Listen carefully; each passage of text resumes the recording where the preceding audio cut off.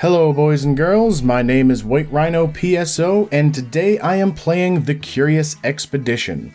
Now, for those of you who do not know, this is a strategy game where all of the events and maps are randomly generated, and it has a very interesting system of dealing with challenges in combat that is based on rolling dice. And that is one of several ways that this game reminds me of board games. Now, the story is fairly simple. There's an explorers club that is planning on erecting a statue to honor its most famous member. And you, along with 4 other people, are all in competition to be the person that the statue is based on. The actual game mechanics, I'm hoping I can explain as I meet them in game, so let's begin. Now, the first thing you do is choose which character you want to play as. There are quite a few of them. Some of them are unlocked from the beginning, and some of them you unlock through gameplay. They're the original 4, Charles Darwin, Marie Curie, Richard Francis Burton, Johann Huizinga, I think that's how you pronounce that, but I'm probably wrong. But there are also 2 explorers that were added to the game as the developers made further content, Roald Amundsen and Huang Fei Hong. There are also quite a few secret explorers that you unlock by entering a code into the options screen. Those are all based on people who donated large amounts of money while the game was still in development. All of these explorers, however, are based on real people, like explorers and inventors and scientists that were really around and really doing things in the past. To start off, though, I'm going to begin with Charles Darwin. I am going to try and play through I'm going to make several different attempts of this game and play a different person each time. Each explorer comes with their own little bit of information about them. Charles Darwin is an English naturalist and geologist, best known for his contributions to evolutionary theory, and his personal perk is butterfly enthusiast. He gains sanity each time a butterfly is collected. I'll explain what that means in a little bit. Each different explorer comes with their own group of people that they begin with. Darwin begins with a Scottish soldier, as much a tough warrior as a fine gentleman. He begins with a Persian translator. This scholar will improve your communication with indigenous tribes. And a donkey, which can carry additional items. And they also start off with different gear depending on who you start with. That I'll explain in a little bit as well. So, I'm starting as Darwin. Welcome back to the Explorers Club, old friend. Have you heard that we are building a statue to honor our most famous member? I just mentioned that. Word is that you have a good chance of seeing your likeness on that statue. However, I am afraid to tell you that you are not the only candidate. You and your rivals have 6 expeditions to prove who is the most famous explorer within our club. Now go explore. Adventure awaits. So, the people I am in competition with are, of course, H.P. Lovecraft. Him I know. Dion Fortune, I don't know them. Frederick C. Sellis, I'm not sure of. And Roald Amundsen, which was one of the guys that we started the game available to choose from.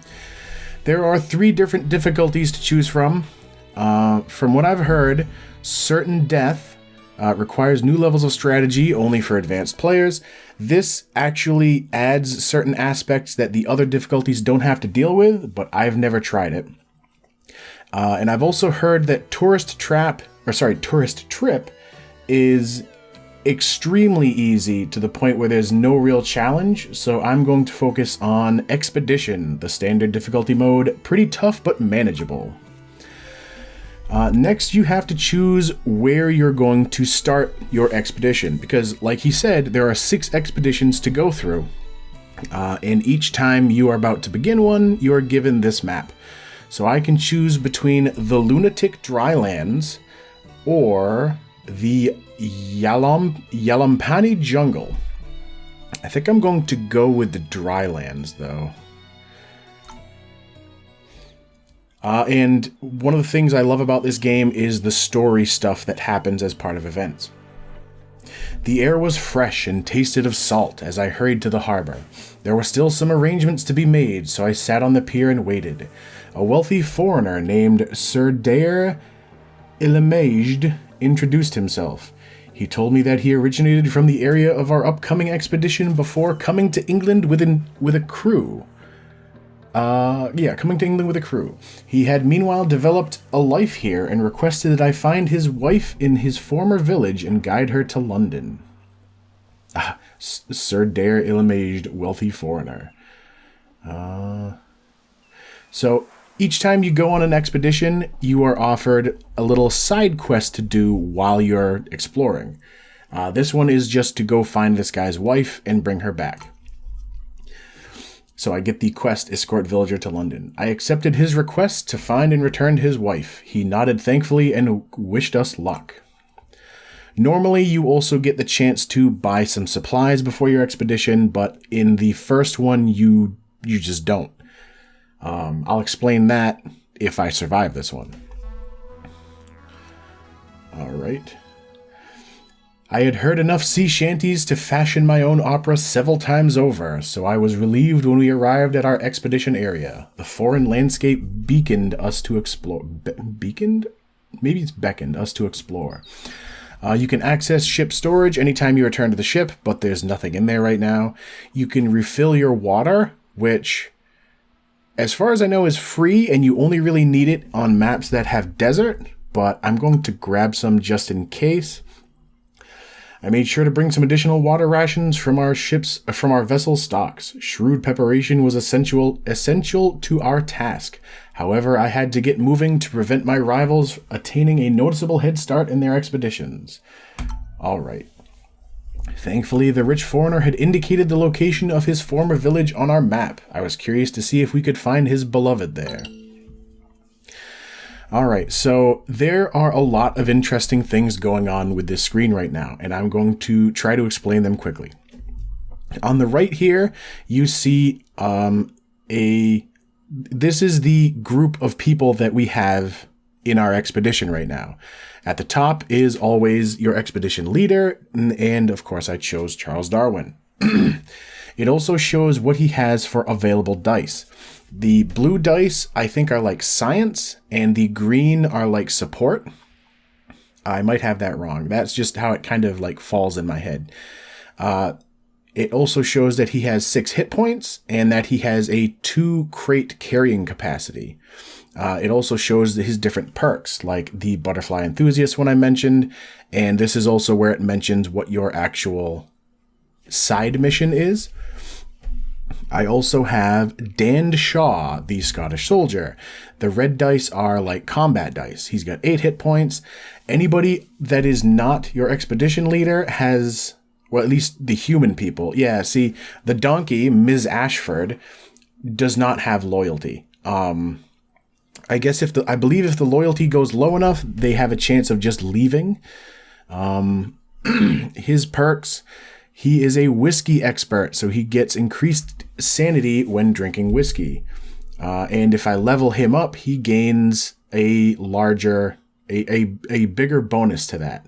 Leveling up happens as you explore. This star up here fills up, and you can then spend completed stars to promote different people in your group.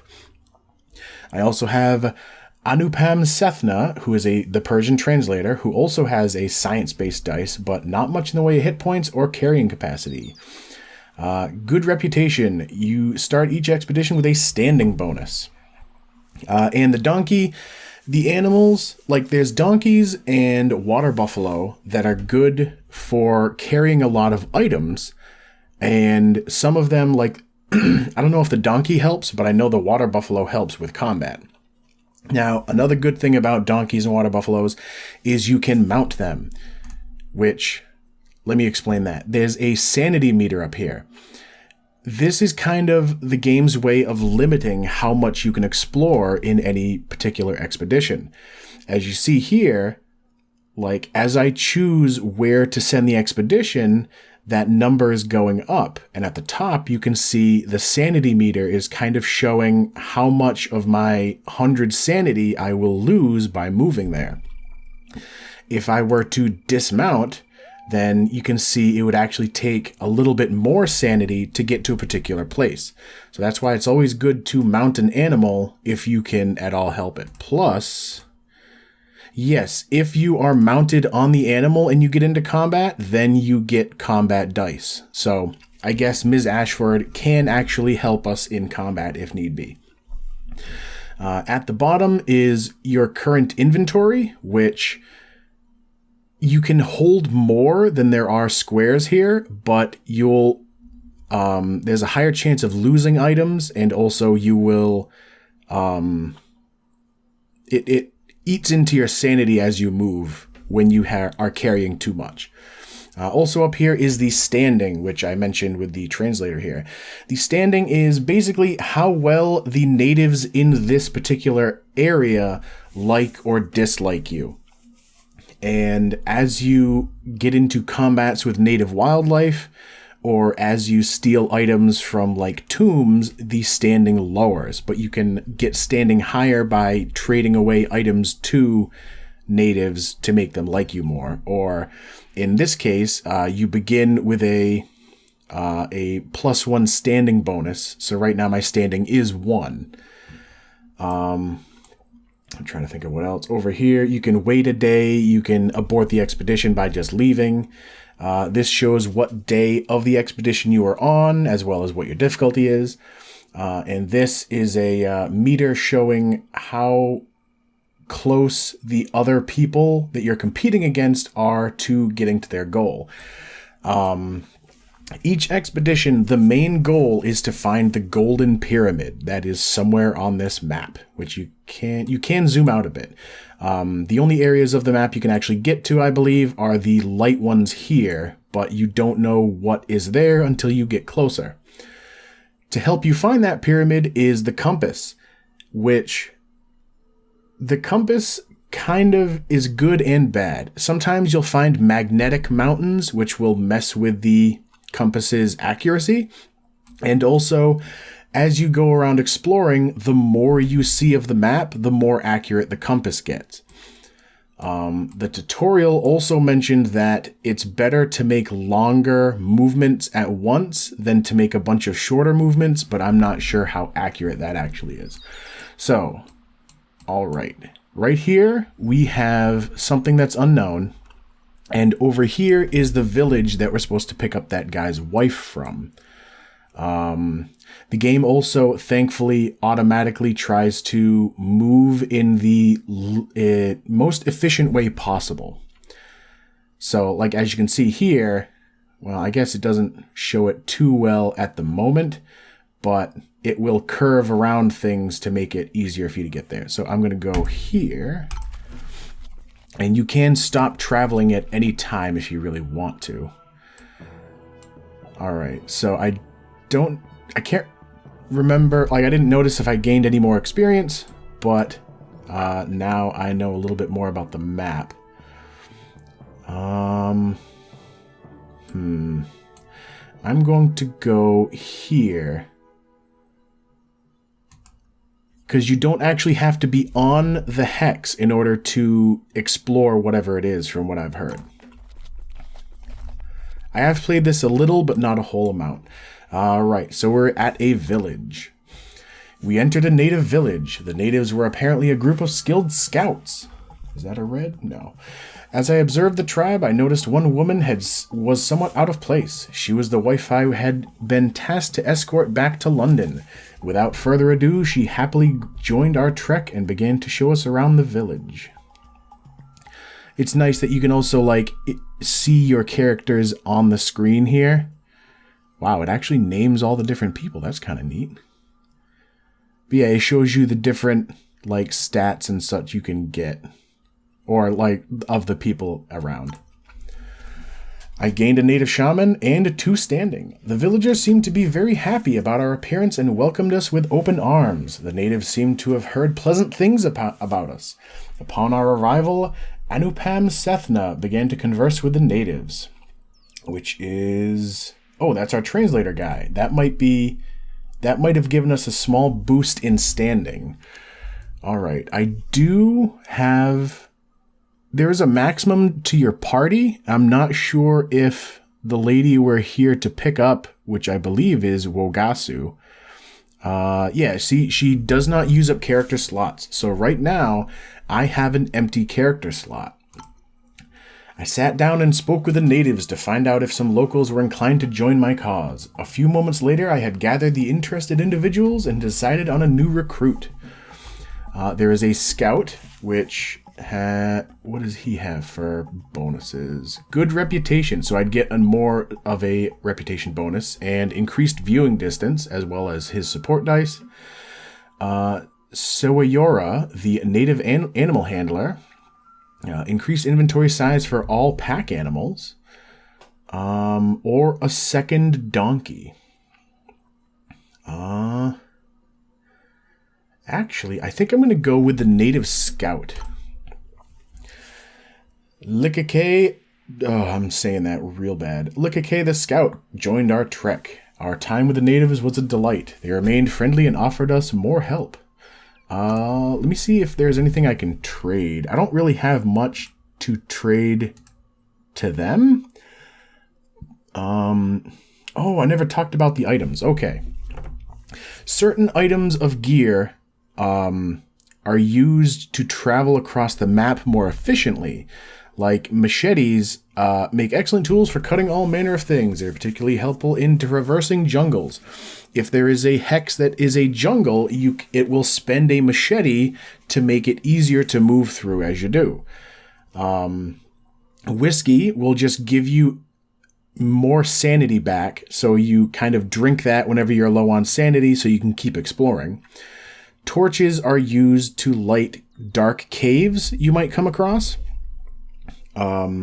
And the shotgun is just a way to get an extra dice during combat, which I'll explain in the future.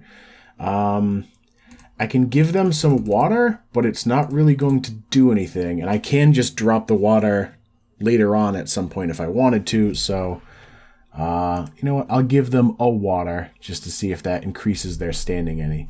I could get spears, which are a one-time use per combat if I wanted. Horn flute, which makes wildlife kind of go to sleep and not come after me. Animal teeth, which would just be to sell. Meat. Red mushrooms, which I believe you can use to heal. Rope, which would be another, like the machetes, you'd use that to traverse hexes more easily. Jewels would just be more to like sell off or trade away, and they have a bunch of water as well. I'm going to give them some water. I don't know if that's going to help anything. Yeah, I didn't get any standing. All right, so it looks like that's all I have to do with the village, though. In a heartbreaking ceremony, Wogasu said farewell to her tribe.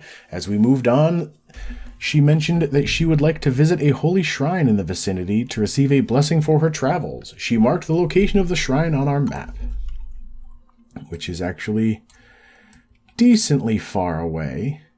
I think what I'm going to do is I'm going to sneak over to this, though, on the way. As you can see, there's a little icon, and now that jungle is gone because I used one of my machetes. I'm going to try and quickly explore this cave before I have to cut the video. We located a cave. The entrance seems to lead deep into the mountain. We need a torch to explore its secrets. So this is one of those challenges I mentioned. You can either just use a torch and it will just straight allow you to do it, or you can try to explore in the darkness, where you'll roll, for this one, you'll roll all of your dice and hope to get this particular one, the eyeball icon. And right now, it looks like I have slightly less than a 50% chance to do that, so I think I'm just going to use the torch. And I lose a torch, of course. We lit a torch and descended into the darkness. We found a small cavern jumbled with the debris of what seemed to be a failed expedition. The rotten remains of what must have been a French explorer. All of the bones we found had been cracked open and, it seemed, sucked empty of marrow. Some of these, like, little event texts will give you hints as to what might happen if you explore the area. Like, I have a feeling this is going to lead to some sort of enemy coming after us. Investigate the remains. To our surprise, one of the rotten crates still had some valuable equipment. Ooh, nice. A golden vase. Normally, some of these items you can get from like tombs, but if you do, then it will lower your standing with the natives in the area. But I can get that and jewels, which are usually good to just trade away, or it shows funds there. I'll explain that later on. And some chocolate, which is kind of like whiskey. It will give you sanity. All right, and it actually looks like I am out of time for this video, so man, I spent a lot of time explaining stuff today. There'll be a lot less explaining as time goes on because I will have explained it in previous videos. But anyway, as always, thank you for watching, and I will see you next time.